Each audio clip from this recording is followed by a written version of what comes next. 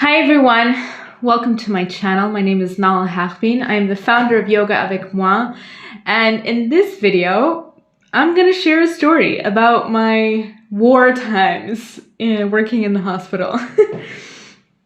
For those of you who don't know, I'll share a video up here on one of my backgrounds if you want to hear more about that.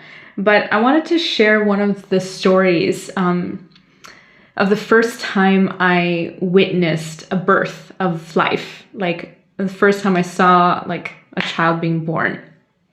It was in a Caesarean C-section. It was a Caesarean C-section in a surgical ward, which was my absolute favorite place to be. Like, so for those of you who don't know, like I wanted to be a physician since the day I was born.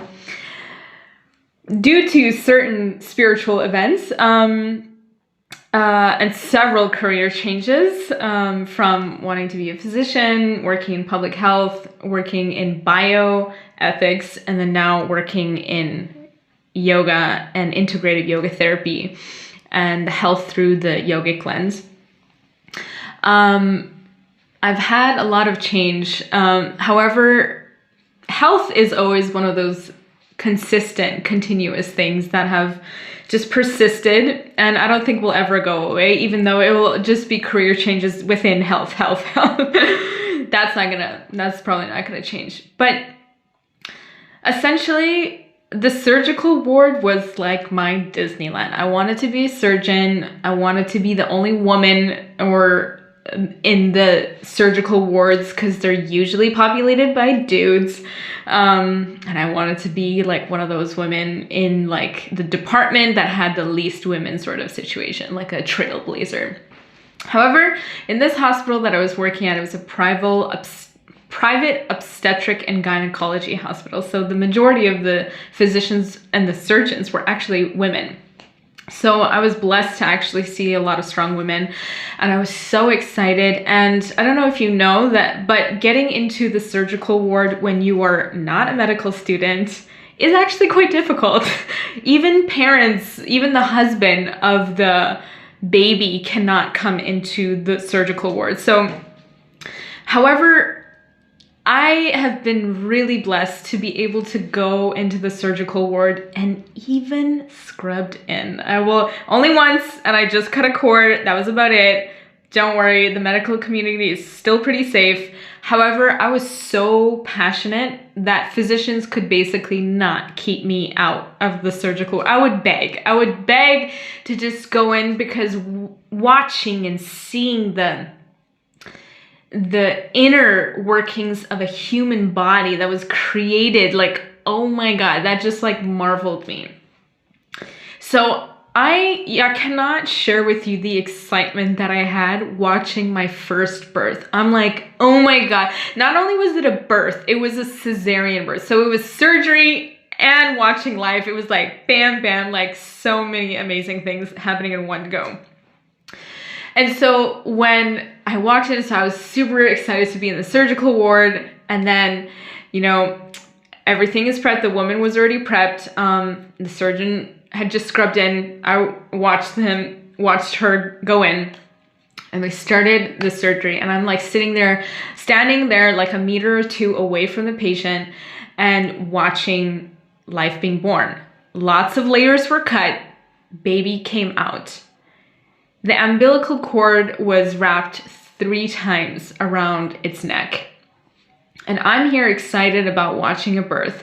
But as soon as I see the baby, I'm like, I don't even need to be a doctor to know that something's going down. And I could feel the energy of all the physicians in the room and the nurses just get really, really tense. So the umbilical cord gets wrapped up. The whole body is blue. Usually it's just the head that turns blue, but in this first one, the entire body was blue. And the pediatrician got the baby and was trying to revive it. And at this point, all the energy from my body had drained out. And I started crying, and I was convulsing. I was actually shaking. And this was not not the experience that I thought I was going to have. Like, for my first observation of birth happened, this was in unusual circumstances, because I noticed like 25 births afterwards. I'm like, none of this happened again. But when I was there watching this birth, I have never prayed so hard in my life. I've never prayed so hard, because I was like, the whole reason why I wanted to be a physician was that I never wanted to watch another human life be in a helpless state and then me not be able to do anything about it. So that was actually I'm like, I need to be trained so at all times, if someone were to go down, I got it, you know? And here I was, not even a medical student, but super excited, loving medicine, loving like being a doctor and being actually in that environment, yet being completely helpless and not able to do anything. So I was like, what can I do? Pray. I prayed so hard.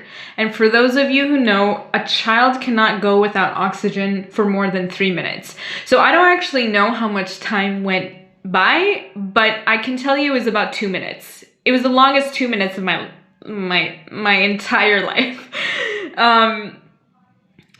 But the second the baby started crying and started taking its first breath, you could see energy and life and a sigh of relief in the entire room. At this point, in the midst of it, when the mother couldn't hear the baby and she could feel the energy of the physicians, she started getting panicked too. And she started crying for her baby and all these things. But then as soon as the baby cried, I have never wanted a child to cry so hard in my life.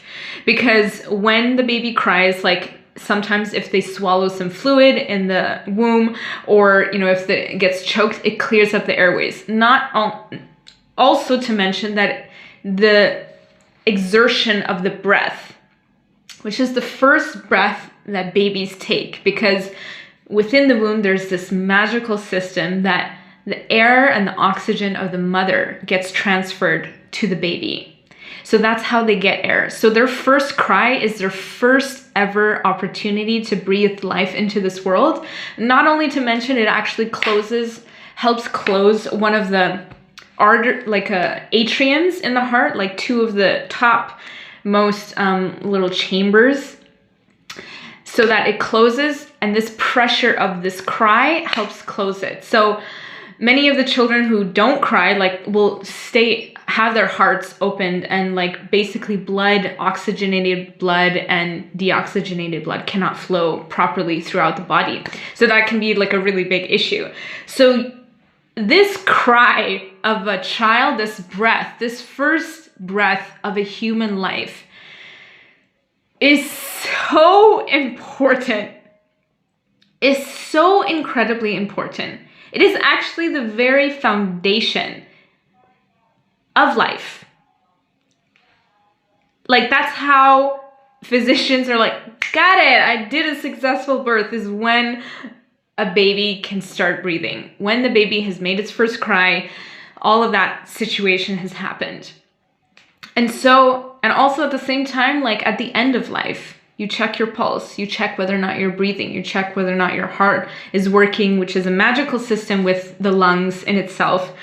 So breath is super important. You can be in a coma, be breathing. Sometimes people need to be ventilated, like they need to have a little bit of assistance to breathe.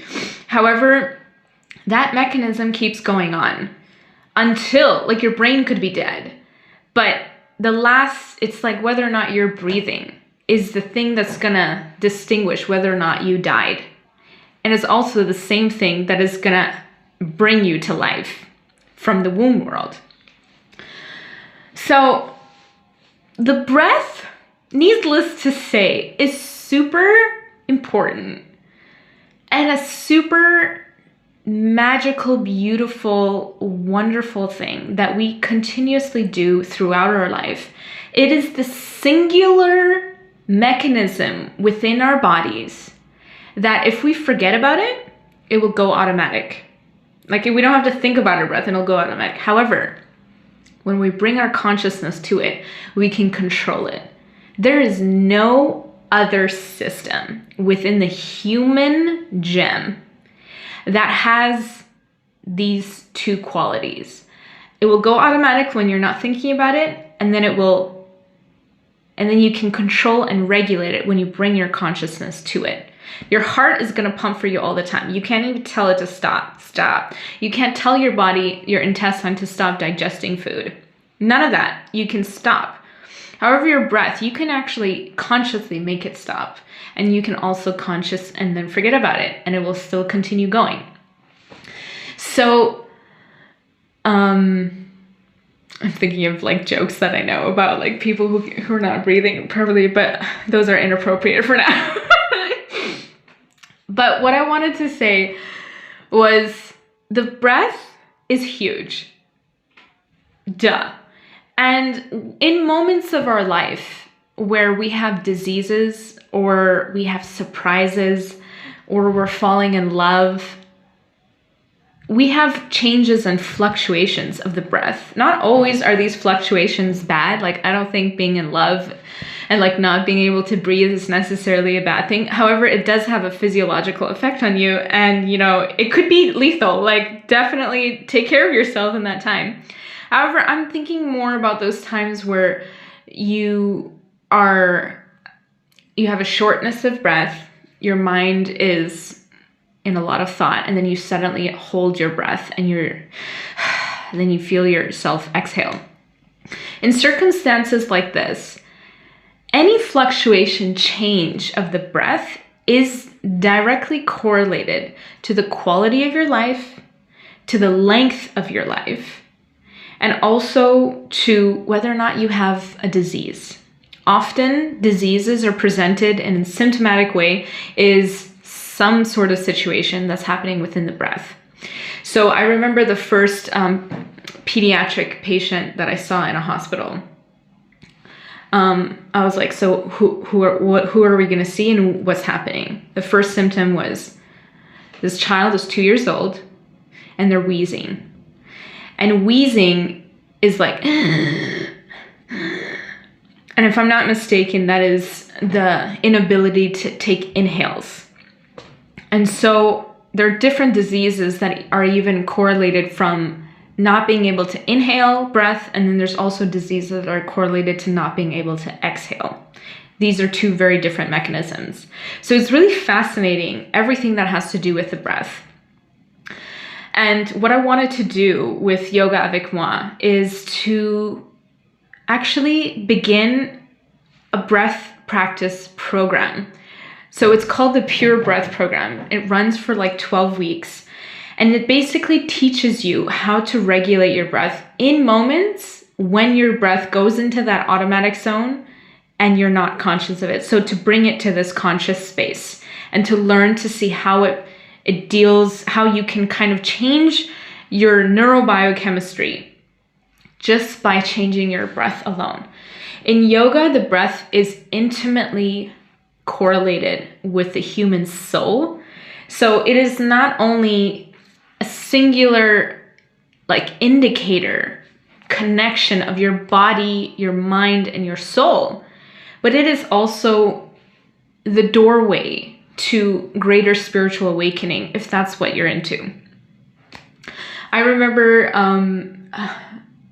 I learned before I was a yoga teacher, I learned that anytime you release an exhale, like really, it's something like you're thinking about something, and then basically you're thinking about something that's very difficult and your mind is kind of like stuck in that phase. And I remember sharing this with my brother, and then every time I would like let out a sigh, he would be like, "What you thinking about? What you think?" And it was like a way that I could not essentially hide my emotions, and it was so aggravating. Now as a yoga teacher, I know a lot more about that, and I'm able to control my breath to be able to hide it even when my mind is going rampant. But there's kind of like an effect where when you begin to start regulating your breath, learning how to bring yourself calm, that in turn affects your mind and the way you think. And I've been in many circumstances where it's been in an emergency situation and people have marveled at my calm and ability, especially when you're in a crisis situation. And I personally attribute it to my breath practices and meditation practices, which are often breath practices. So anyone who is interested in our Bicentenary meditation project, which is a project that has released out so many meditations out into the world, if you would like to learn more practices that particularly have to do with the breath, this is a wonderful program for you.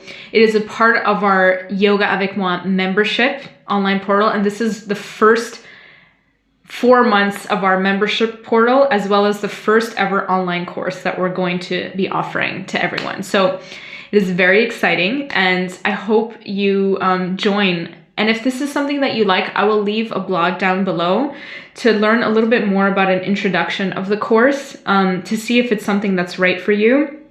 It's aimed at serving clinicians and parents, because these are people who take care of human lives and are often themselves needing to problem solve and create solutions, but also they're at the liberty, or they have the opportunity to be able to help their patients or help their children to learn skills of how to pass on this sort of thing, if they observe them sort of like sneakily doing like a breath practice of some sort.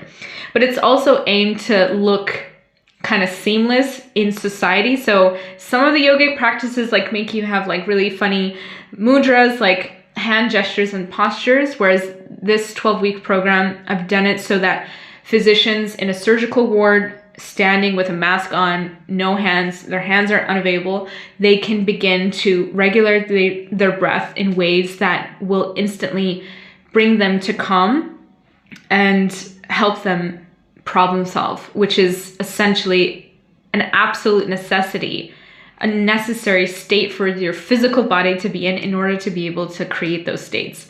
So if this is something that you're interested in, do check out the links in the description box below, and subscribe to this channel and like this video if this is something that you enjoyed, and do check out some of our other breathing practices and videos. I share a lot of evidence-based practices on this channel, so yeah, hope you stick around, and I'll catch you in the next video.